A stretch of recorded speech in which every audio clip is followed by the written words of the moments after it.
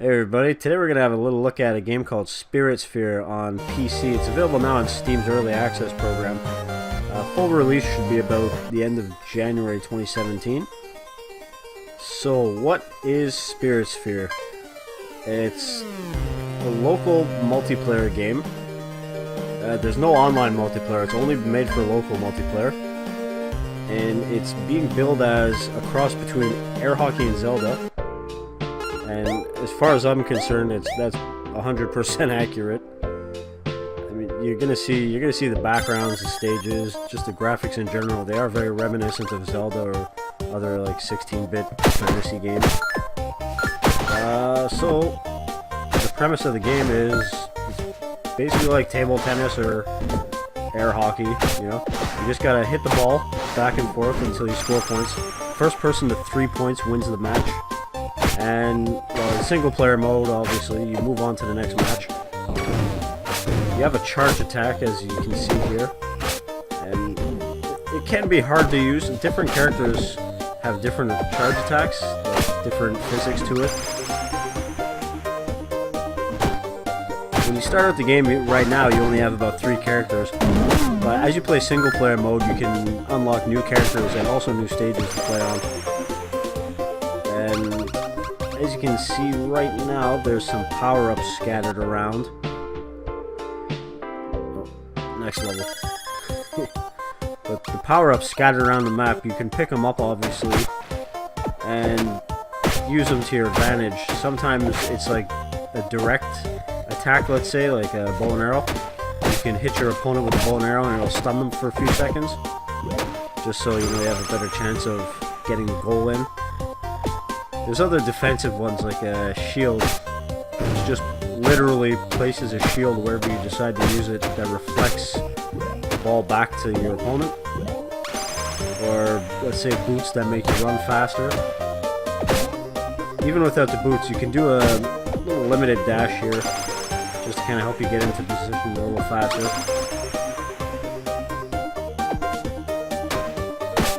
Right now I'm just playing on normal, so it's not too bad. But some of the higher difficulties, or as you progress in single player mode anyway on normal, at least for me, it gets like quite a bit harder. It can get pretty intense.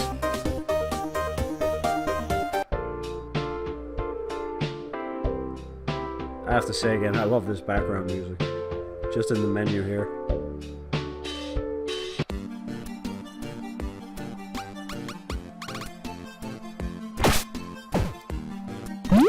Sometimes you'll be faced with this variant mode, Squash, and it plays differently than your standard air hockey match. I mean, first person to 3 points wins, but now as you can see, you share the playing field, and the person with the sword icon above their head, they're responsible for hitting the ball back to the wall. And so once the ball hits the wall and reflects back, the next person has to hit it to keep the chain going. And first person to miss the ball loses a point. I mean, you gain a point. But also, when it's not your turn and you touch the ball, you also give a point to your opponent. So one actual kind of decent strategy is to try to knock the ball into your opponent when it's your ball, causing them to forfeit the point. It adds a nice variation to it. Takes a little getting used to at first, though.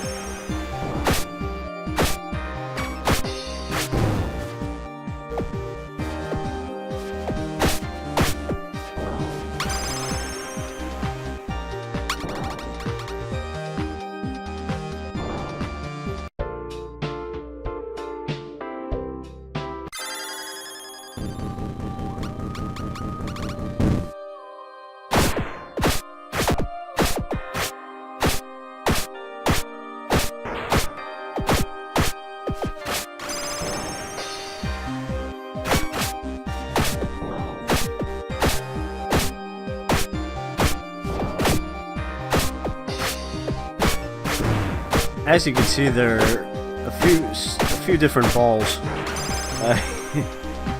It can get pretty fast. One of the more annoying balls for me is the invisible ball, because I just lose track of it so easily. But you can see now the game's getting more difficult. It's getting faster paced. The exchanges are faster.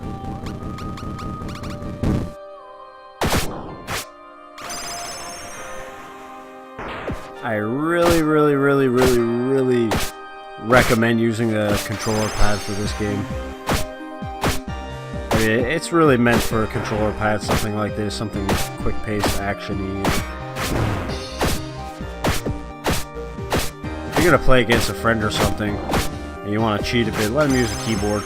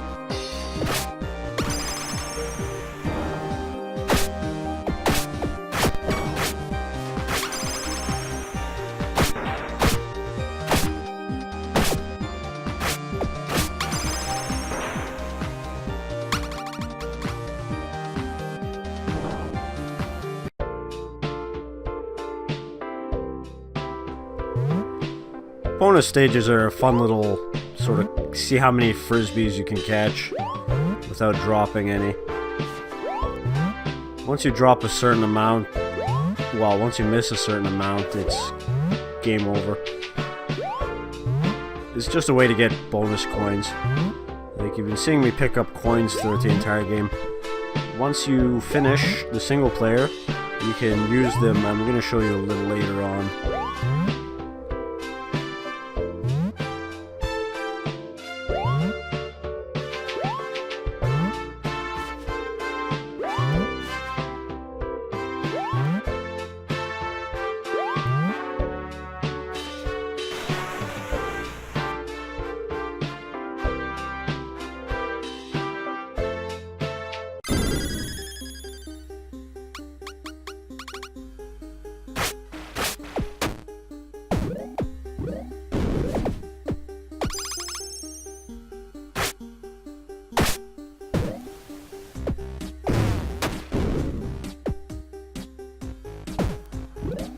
I like how a lot of the levels have little special, I would say, gameplay mechanics in them where you kind of gotta keep an eye out for them, like lava here.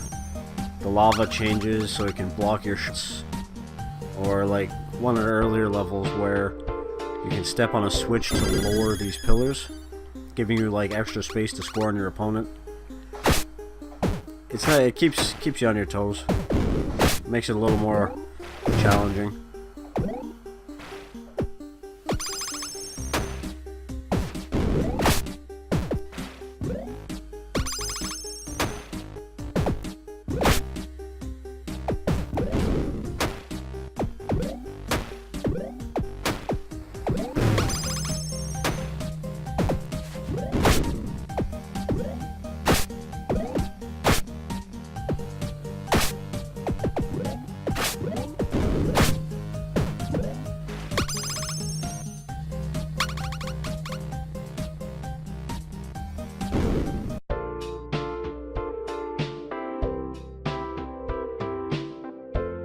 Okay, before I really start embarrassing myself, I'm going to show you what you use the coins on. You got an option here to go visit this fountain, and you can throw in 100 coins at a time, and you unlock extra spheres for you to use. That's pretty much it. Okay, so that's it for the video. I hope you enjoyed it, and thanks for stopping by and watching. If you like, subscribe, comment. Comments are always appreciated. We try to reply as best as we can. Thanks, see you later.